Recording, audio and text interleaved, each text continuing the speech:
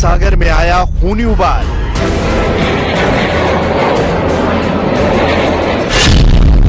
तेल अवीव से बेरूत तक बरसा बारूद।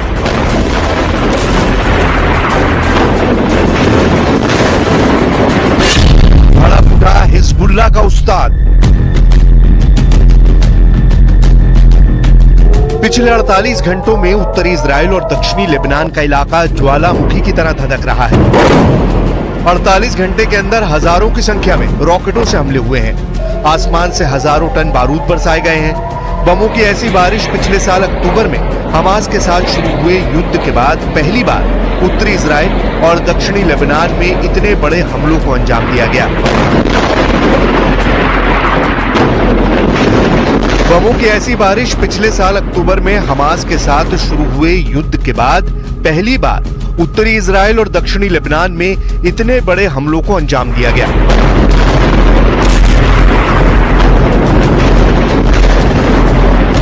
हिजबुल्लाह ने रविवार को सुबह सुबह इजराइल पर सैकड़ों रॉकेट और ड्रोन दागे, जबकि इजराइल की सेना ने कहा कि उसने एक बड़े हमले को विफल करने के लिए लेबनान पर करीब 100 जेट विमानों से हमला किया। 10 महीने से ज्यादा समय से चल रहे युद्ध में ये सबसे बड़े हमले थे। सुबह के वक्त आसमान में मिसाइलें देखी गईं। उत्तरी इजराइल में हवाई हमले के सायरन बजने लगे, लेकिन इतनी ज्यादा संख्या में रॉकेट से हमले हुए थे कि इजराइल के एयर डिफेंस सिस्टम फेल हो गए।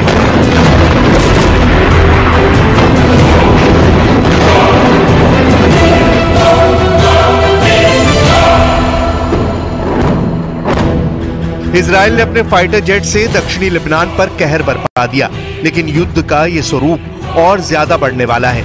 एक तरफ इजराइल में इमरजेंसी लागू करनी पड़ी है और नेतन्याहू ने ऐलान कर दिया है कि लेबनान में जो हुआ है वो ईरान में भी हो सकता है। यानी जिस हिजबुल्लाह को कथित तौर पर ईरान से बारूद मिलता है, अब इजराइल इस जंग को उस ईरान तक ले जाने के मूड में है।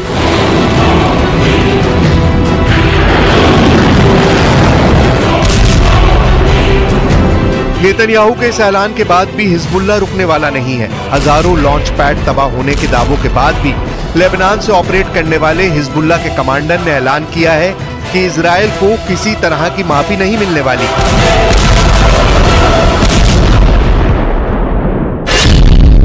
इजराइल के हमलों से बेरूत तक खलबली।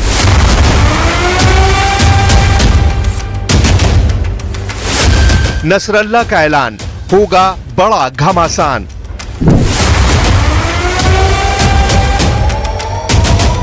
रविवार की सुबह जब उन 320 कत्यूशा रॉकेट को लेबनान की धरती से दागा गया और इजराइल में 11 सैन्य ठिकानों को निशाना बनाया गया, उसके ठीक बाद हिजबुल्लाह के कैंप में जश्न मनाया जाने लगा।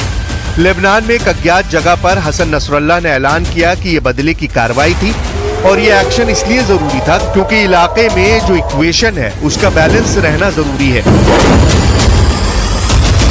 احنا للالفات كنا جاهزين بعد تشييع السيد محسن، كنا جاهزين شبابنا وسلاحنا وخطتنا وكل شيء. كان عندنا تفصيل معين انه اي من الاهداف اللي هلا حاحكي عنها بدنا ننقيه، بس كنا جاهزين.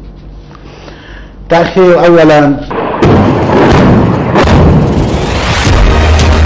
हसन नसरल्लाह का यह ऐलान इजराइल पर आग बनकर बरसा। इसके पीछे की कहानी करीब 25 दिन पुरानी है।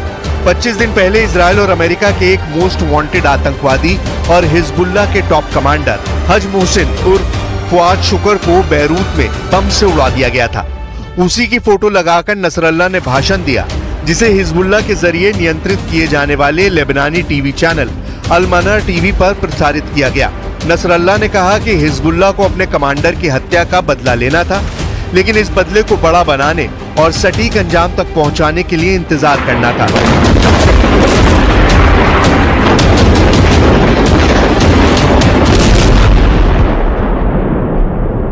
وأحد أسباب الركض الأمريكي المنافق هو الخشية من رد محور المقاومة وتداعيات الردود والذهاب إلى حرب إقليمية ومشاكل. بلشوا يحكوا انه في وقف العدوان ووقف اطلاق نار وطولوا بالكم والى اخره. بالحقيقه نحن تريثنا. जिस कमांडर मोहसिन की मौत का बदला लेने के लिए नसरल्लाह ने 320 रॉकेट से इजराइल पर हमलों को अंजाम दिया, उस कमांडर मोहसिन के पास ही हिजबुल्लाह के रॉकेट रेजिमेंट की कमान थी और मिसाइल से सटीक हमलों में वो माहिर था।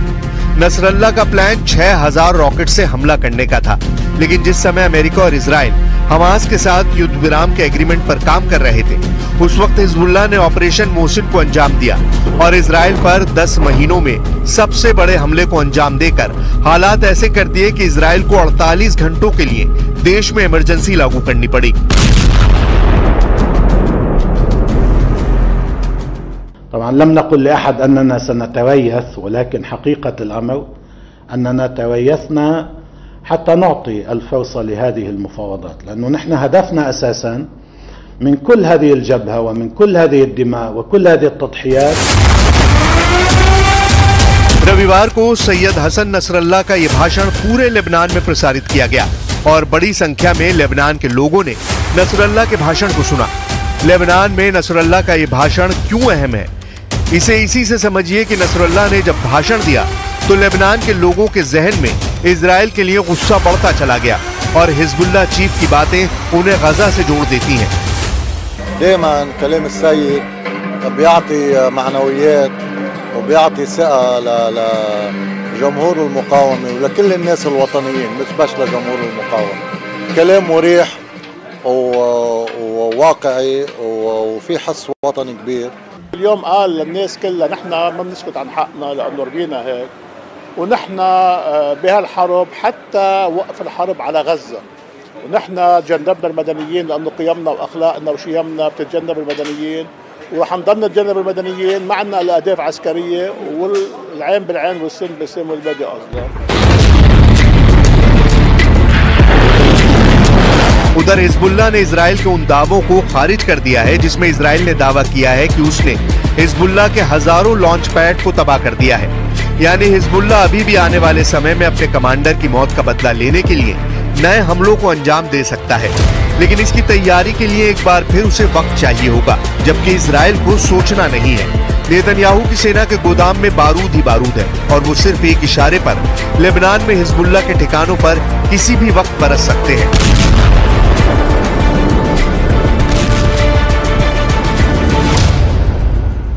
We are determined to do everything possible to protect our country, to return the residents of the North safely to their homes, and to continue to uphold a simple rule: whoever harms us, we harm him.